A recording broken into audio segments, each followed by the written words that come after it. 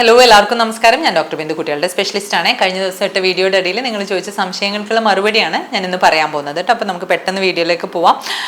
Alphonsa George എന്നുള്ളൊരു I ഡിന്നാണ്. Doctor, എൻ്റെ മോന് 1 വയസ്സോ 9 മാസമായി. അവൻ്റെ ഫോണ്ടനല്ലേ മുഴുവനായി ക്ലോസ് ആയിട്ടില്ല. ഏകദേശം 1 ഇഞ്ച് വലിപ്പത്തിൽ ക്ലോസ് ആവാനുണ്ട്. അവിടം ഹാർഡായിട്ടാണുള്ളത്. തുടിപ്പൊന്നും അറിയാൻ പറ്റുന്നില്ല. ഇത് പേടിക്കേണ്ടതുണ്ടോ? അപ്പോൾ നമ്മുടെ അൽഫോൻസ് ചോദിച്ചത് ഫോണ്ടനല്ലേ എന്ന് പറഞ്ഞാൽ നമ്മുടെ ഈ പതപ്പില്ലേ, മുകളിലുള്ള സോഫ്റ്റ് ആയിട്ടുള്ള ഭാഗം, അത് കുഞ്ഞുങ്ങൾക്കൊക്കെ ജനിക്കുമ്പോൾ അവിടെ ഉണ്ടാവും. ബാക്കിലും ചെറുതായിട്ട് 2 എണ്ണമാണ് കോമൺ ആയിട്ട് കാണുക. ഫ്രണ്ടിലുള്ളതായിരിക്കും കൂടുതലായിട്ടുണ്ടാവുക. ബാക്കിലുള്ളത് ഏകദേശം ഒരു 1.5-2 മാസം ആകുമ്പോൾ ക്ലോസ് ആവും. ഫ്രണ്ടിലുള്ളത്, മുകളിലുള്ളത് ഏകദേശം 9 മാസം മുതൽ 18 മാസം വരെ, അതായത് 1.5 വയസ്സൊക്കെ ആകുമ്പോഴാണ് ക്ലോസ് ആവുക. ചില കുട്ടികൾക്ക് ചിലപ്പോൾ 2 വയസ്സ് വരെ ആവാനുള്ള സാധ്യതയുണ്ട്. 1.5 വയസ്സായിട്ടും ക്ലോസ് ആയിട്ടില്ല, അല്ലെങ്കിൽ അത് സോഫ്റ്റ് ആയിട്ട് തന്നെയാണ് ഇരിക്കുന്നത്. 1.5 വയസ്സ് കഴിഞ്ഞിട്ട് 2 വയസ്സൊക്കെ ആവുമ്പോഴും സോഫ്റ്റ് ആയിട്ട് കുറച്ച് വൈഡ് ആയിട്ടാണ് ഇരിക്കുന്നത് എന്നുണ്ടെങ്കിൽ നമ്മൾ അതൊന്ന് സിഗ്നിഫിക്കൻ്റ് ആയിട്ട് എടുക്കും. ഏറ്റവും ഇമ്പോർട്ടൻ്റ് പോഷകാഹാര കുറവുള്ള കുട്ടികൾക്കാണ് ഇതിങ്ങനെ സോഫ്റ്റ് ആയിട്ട് അടയാതെ ഇരിക്കാനുള്ള സാധ്യത. സെക്കൻഡ്, വിറ്റാമിൻ ഡി കുറവുള്ള കുട്ടികൾക്ക്, റിക്കറ്റ്സ് എന്നുള്ള അസുഖങ്ങളൊക്കെ ഉള്ള കുട്ടികൾക്ക് ഇത് മാറാതിരിക്കും. തൈറോയ്ഡ് ഹോർമോണിൻ്റെ അപാകതകളുള്ള കുഞ്ഞുങ്ങൾക്കും ഇതിങ്ങനെ ഓപ്പൺ ആയിട്ടിരിക്കുന്നത് കാണാറുണ്ട്.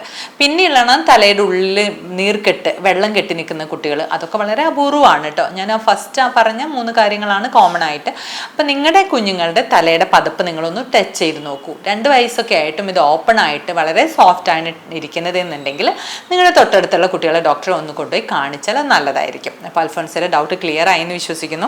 നമുക്ക് അടുത്ത് സനയാണ്. എൻ്റെ മോന് 61 ദിവസമായി. പുറത്ത് വൈറ്റ് കളറിൽ 2 റൗണ്ട് പാച്ചസ് ഉണ്ട്. അതുപോലെ നെറ്റിയിൽ വൈറ്റ് പുള്ളികൾ പോലെ ഉണ്ട്. ഇത് വന്നിട്ട് ഇപ്പോൾ 1 വീക്ക് ആകുന്നു. ഡോക്ടറെ കാണിക്കണോ? ഇത് തനിയെ മാറുമോ എന്നുള്ളതാണ്. സന, നമുക്കത് കാണാതെ എന്ത് തരത്തിലുള്ള വൈറ്റ് പാച്ചസ് ആണെന്ന് നമുക്ക് മനസ്സിലാവില്ല. അപ്പോൾ നിങ്ങൾ തൊട്ടടുത്ത് പീഡിയാട്രിഷ്യൻ ഉണ്ടെങ്കിൽ ഒന്ന് കാണിച്ചോളൂ വാക്സിനേഷനൊക്കെ പോകുമ്പോൾ. അല്ലെങ്കിൽ ഡിസ്ക്രിപ്ഷൻ ബോക്സിൽ ഓൺലൈൻ കൺസൾട്ടേഷൻ നമ്പർ ഉണ്ട്, അതിൽ കോൺടാക്ട് ചെയ്താലും മതിയാവും. പിന്നെ ജെൽസിയാണ്. അമ്മമാർക്ക് കൊളസ്ട്രോൾ പ്രഗ്നൻ്റ് ആയിരിക്കുമ്പോൾ ഉണ്ടെങ്കിൽ കുഞ്ഞുങ്ങൾക്ക് അത് വരുമോ മാം, പ്ലീസ് റിപ്ലൈ എന്നുള്ളതാണ്. ജനറലി അമ്മമാർക്ക് കൊളസ്ട്രോൾ ഉണ്ട് എന്നുണ്ടെങ്കിൽ കുഞ്ഞുങ്ങൾക്ക് അത് വരാനുള്ള സാധ്യത വളരെ കുറവാണ്, ഉണ്ടാവാറില്ല, നമ്മൾ കാണാറോ അധികമില്ല.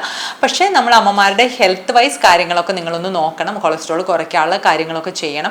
ഇങ്ങനത്തെ കുഞ്ഞുങ്ങൾക്ക് വലുതാവുമ്പോൾ, അവർ മുതിർന്നിട്ടാവുമ്പോൾ ഇത് ജനറ്റിക്കലി മീഡിയേറ്റഡ് ആയതുകൊണ്ട് ചിലപ്പോൾ കൊളസ്ട്രോൾ കൂടുതലാവാൻ ചാൻസ് ഉണ്ട്, അവർ മുതിർന്ന ആൾക്കാരാവുമ്പോൾ. അല്ലാതെ കുഞ്ഞുങ്ങളാവുമ്പോൾ അങ്ങനത്തെ കാര്യങ്ങൾ സാധാരണ കാണാറില്ല കേട്ടോ. ദെൻ അനുജയാണ്. എൻ്റെ മോന് പ്രിമച്വർ ബേബിയാണ്. ഇപ്പം 5 മാസമായി. പാല് കുടിച്ചു കഴിഞ്ഞു ആൾ എപ്പോഴും വൊമിറ്റ് ചെയ്യും. അതെന്തുകൊണ്ടാണ്? എത്ര ടൈം ഇടവിട്ടാണ് പാല് കൊടുക്കേണ്ടത്?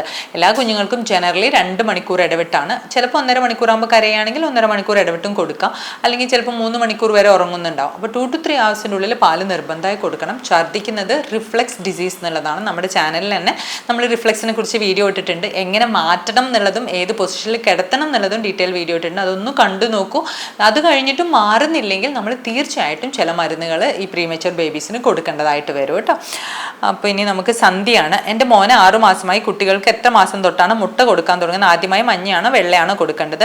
സന്ധ്യ, നമ്മുടെ ചാനലിൽ food chart for 6 months to 1 year എന്നുള്ളൊരു ചാർട്ട് ഇട്ടുണ്ട്. ഞാൻ ഡീറ്റെയിൽഡ് ആയിട്ട് പറഞ്ഞിട്ടുണ്ട്. അതൊന്ന് കണ്ടു നോക്കൂ. 6 മാസം കഴിഞ്ഞ് ഫുഡ് കൊടുത്ത് തുടങ്ങി ആദ്യം നമ്മുടെ ഈ അന്നജം, കാർബോഹൈഡ്രേറ്റ് മോഡലുള്ള സാധനങ്ങൾ കിട്ടി, പ്രോട്ടീനൊക്കെ കിട്ടി കഴിയുമ്പോൾ 8 മാസമൊക്കെ ആകുമ്പോൾ നിങ്ങൾക്ക് മുട്ട കൊടുത്ത് തുടങ്ങാം. ആദ്യം മുട്ടയുടെ മഞ്ഞയാണ് കൊടുത്തു തുടങ്ങേണ്ടത്. അത് ദഹിച്ചു എന്നുണ്ടെങ്കിൽ പതുക്കെ മുട്ടയുടെ വെള്ള കൊടുത്തു തുടങ്ങാം. ഡൗട്ട് ക്ലിയർ ആയി എന്ന് വിശ്വസിക്കുന്നു. അടുത്തത് മുഫീദയാണ്. എൻ്റെ മോന് 3 മാസമായി. നോട്ടം ഓക്കെ അല്ലാത്തതുകൊണ്ട് പീഡിയാട്രിഷ്യനെ കാണിച്ചപ്പോൾ ഐ റിഫ്ലക്സ് എന്ന് പറഞ്ഞു. എന്താണ് ഐ റിഫ്ലക്സ് എന്ന് പറയാമോ? മുഖത്ത് നോക്കൽ കുറവാണ്. ടോയ്സ് പോലുള്ള സൗണ്ടുകളിലേക്ക് നോക്കും.